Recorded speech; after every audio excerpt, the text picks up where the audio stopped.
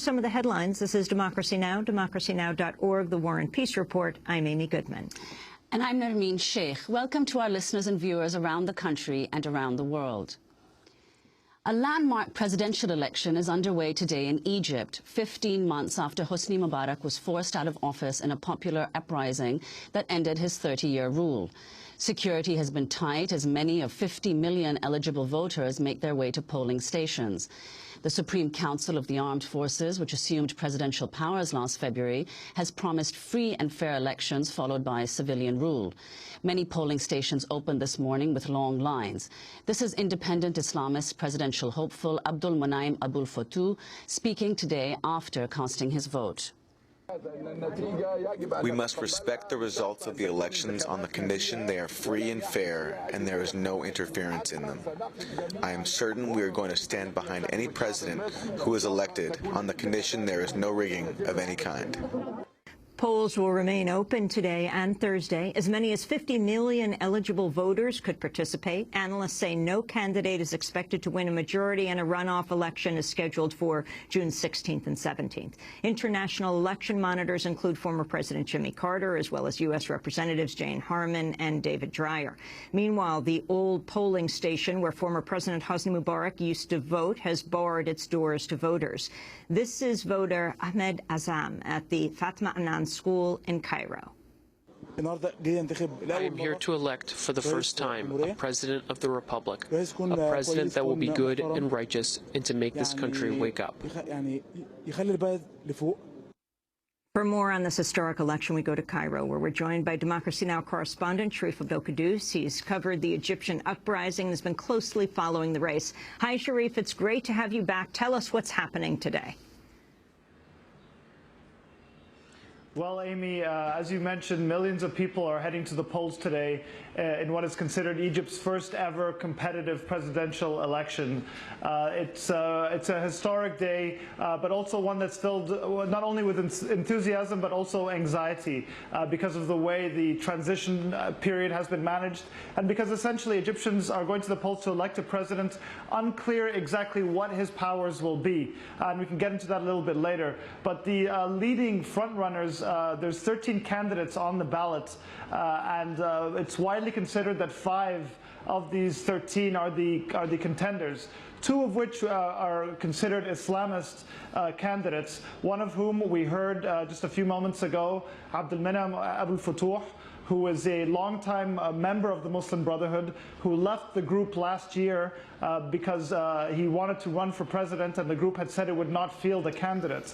Abul Kouddous has managed to really bring together a unique campaign where he's brought together supporters from secular liberals to ultra-conservative Salafis. He's received endorsements from the Salafi party, the Noor party here. He's also received endorsements from many secular people, as well as a number of revolutionaries as well. His political advisor is a Marxist university professor. And so he's seen as one of the leading contenders here. He's pitted against, of course, the Brotherhood's own candidate, which is Mohammed Morsi, who's the president of its Freedom and Justice Party. Mohammed Morsi is not the Brotherhood's first choice. Of course, the Brotherhood reversed its decision, its pledge not to field a presidential candidate, angered many in late March when it first nominated Khairat al-Shater to run for president, who is its lead financier and its top strategist. Khairat al-Shater was disqualified by the Presidential Elections Commission over a political imprisonment that he had under the Mubarak regime.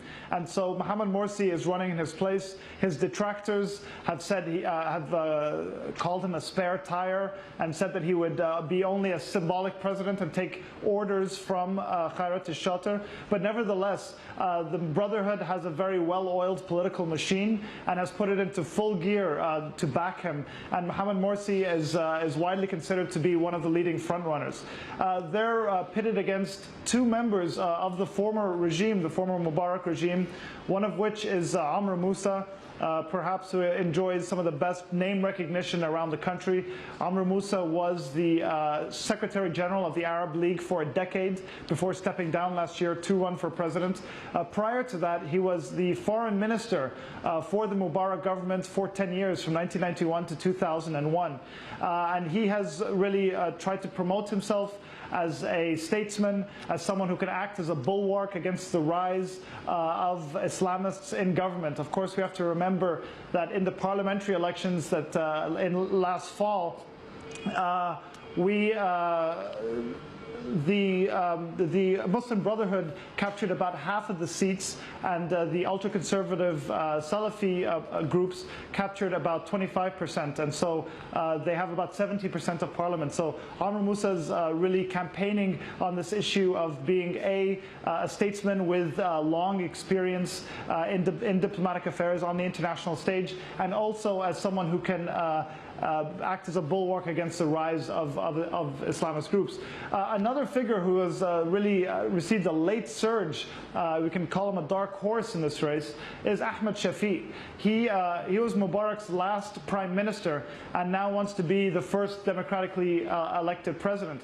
He is the closest to the former regime and a man who served was a retired general. He's the only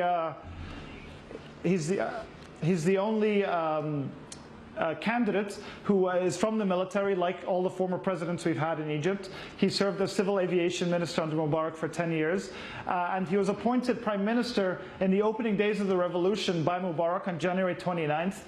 He remained in that post following Mubarak's ouster. He had supported the military council, but he was eventually forced out of office 3 weeks later over mass protests in Tahrir Square over his candidacy. But he's received a real boost in the polls. And finally, there's a Nasserist candidate who has also seen a late surge, Hamdin Sabbahi, who is a long-time resistor to the Mubarak regime, has been jailed many times, was jailed in 2003 opposing the US war in Iraq. He was jailed in 1979 for being an instigator of the bread riots against Sadat. There's footage of him on January 25th, the first day of the Egyptian Revolution, breaking through police cordons and leading crowds through. And so his revolutionary credentials, I think, are there. And he's also someone that has received this late surge. And of course, there's also what many people consider the closest candidate to young revolutionaries, a young labor lawyer and human rights activist called Khaled Ali. Khaled Ali is not seen by many as having much of a chance of winning. However, he represents and his platform and his actions are seen as being perhaps closest to those who are at the heart of the struggle of Tahrir Square, which is just behind me in the distance. Sharif, earlier it was reported that Amr Moussa is the front runner in the polls. Is that still the case? Well, it's very difficult to tell. Polls here are highly unreliable. They vary a lot. The polls before the parliamentary elections were completely wrong. They completely mispredicted the Salafi gains in the parliamentary elections. So we've seen polls be all over the place. The best indication we have so far is the Egyptian expat vote. So Egyptians living abroad who have voted, that period has closed and has been counted.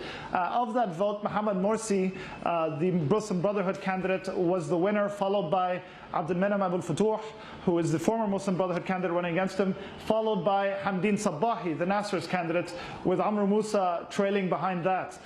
So it's very unclear to tell. What is interesting is that really, for the first time, the presidential election in Egypt's history is not a foregone conclusion. If no president wins, if no candidate, wins above 50% in the poll, which is being held today and tomorrow, then a runoff between the top two contenders is scheduled to be held on January 16th and 17th, with a final winner to be announced on June 21st. Have the activists, Sharif, behind the January 25th uprising backed a particular candidate? You mentioned Khaled Ali, but there are also some who are boycotting the election. Can you say a little about that? That's right. Some of really the core activists who led the uprising against Hosni Mubarak on January 25th, 2011 that resulted in his ouster, and have really been at the forefront of the struggle of the Supreme Council of the Armed Forces that replaced him over these past 15 months, have decided to boycott the process. A lot of them boycotted the parliamentary elections in the fall. They view the whole process as illegitimate. Many say that we cannot have a president without a constitution. I mean, this is a key issue right now, that the president is essentially being elected without knowing exactly what authorities he will have vis-a-vis the military, vis-a-vis cabinet, vis-a-vis the parliament.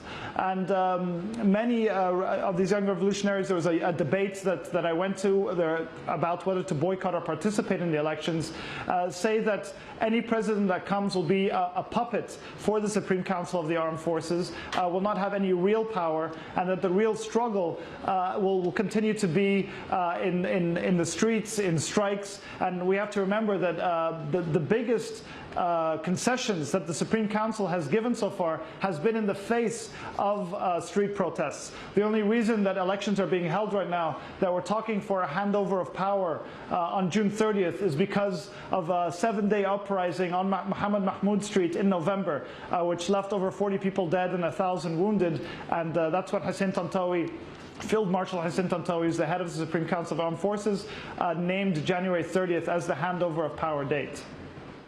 Can you talk more about the military trials that have been taking place, the thousands of people who have been put on trial, and what happens during this election?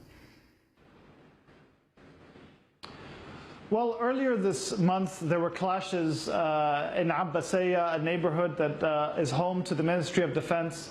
The protesters had gone there, had started camping out there, and the military eventually cracked down on the protest, cleared all the people there, and it resulted in one of the largest, actually the largest one-day roundup of people arrested since the revolution began. Over 400 people were arrested. Many of them were beaten and tortured, and many of them, while some were released, about 30 journalists were arrested and were subsequently released. Hundreds still face military trials right now.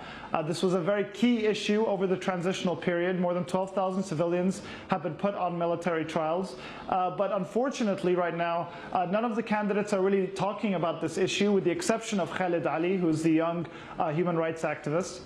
None of the candidates have really spoken about this, and the Muslim Brotherhood-led parliament recently passed a law regarding military trials, which allowed the military judiciary to decide which civilians go on military trials, and so did not ban military trials outright, as many people have called for. So this has become a key issue in this transitional period, in this post-Mubarak period. But I think another important thing to bring up is what I've mentioned a couple of times, is this issue of what powers the president will have.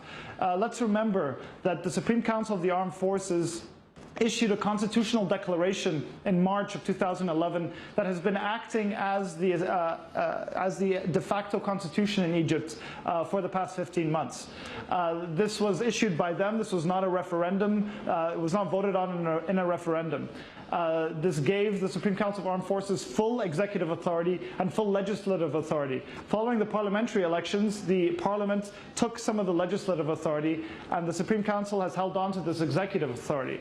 So presumably, if the next president, and we were supposed to write a constitution, was supposed to be drafted, and a constituent assembly was formed in April, but the Muslim Brotherhood really stacked it very heavily with 50 members of parliament. The other 50 was stacked very heavily with Islamists, and this outraged groups across the political spectrum, from liberal groups to Al-Azhar, the Sunni university, the learning institution, to the Coptic Church, and eventually a court dissolved the Constituent Assembly, and now negotiations around the Constituent Assembly remain deadlocked. So as it stands right now, the incoming president is going to function under this constitutional declaration that was issued last year. But the Supreme Council of Armed Forces is very hesitant, I think, to give the president full power over deciding who the defense minister would be, over deciding the military budget, over deciding procurement, being able to look into the military's vast economic empire. And so the military is expected to alter the constitutional declaration to specify exactly what powers the president will have. This was supposed to happen a few days ago. It hasn't. Some say they're waiting to see who will win so they can tailor the adjustments to him. So as much as it has been in this transition, it's a very confusing and very inscrutable decision-making process. Sharif, the Associated Press reported that the U.S. has cut $5 million from the $250 million in economic aid to Egypt. They also report that the remaining aid, $1.2 billion, much of it military aid, is conditional on Egypt adhering to the peace treaty between Israel and Egypt and conducting an orderly transition to civilian rule. Can you say a little about the significance of this? Well, the U.S. aid has come mainly in the form of military aid and the $1.3 billion annual military aid that has been funneled into Egypt for decades now. We saw the Congress passed an amendment that the aid would have to be conditional on steps towards a civilian transition to a civilian democracy, as you mentioned. However, the Obama administration earlier this year overrode that stipulation on national security grounds. This was just in the wake of the NGO crisis, where members of the International Republican Institutes and the NDI were indicted here in Egypt, and some of them were not allowed to leave the country, including the son of Ray LaHood. So what happened was the Obama administration overrode this on national security grounds, and this is really a continuation of U.S. policy to continue to fund the Egyptian government, regardless of its human rights record, regardless of how undemocratic it can act, in order to fulfill its larger strategic goals vis-a-vis Israel or elsewhere. Sharif, you have lived in the United States for many years, went to college here, worked at Democracy Now! For many years in New York, and then you went home, and that's where you're living and covering the Egyptian revolution since last year. How do the elections there compare to what happens in the United States? Well, this is the first presidential election really in modern Egyptian history where it actually is a competitive election. And so there has been a lot of hype, a lot of buzz around it. We saw the first presidential debates really in the Arab world, I think in Arab world history, a couple of weeks ago between Abdelmenem Abdel Fattah and Amr Moussa. There's been a lot of campaigning that's happening, big rallies. I've gone to a lot of the rallies of the candidates. And so I think on one sense people are very excited, enthusiastic, and to partake in this new process that they haven't been able to partake in before. So there's a lot of enthusiasm about it.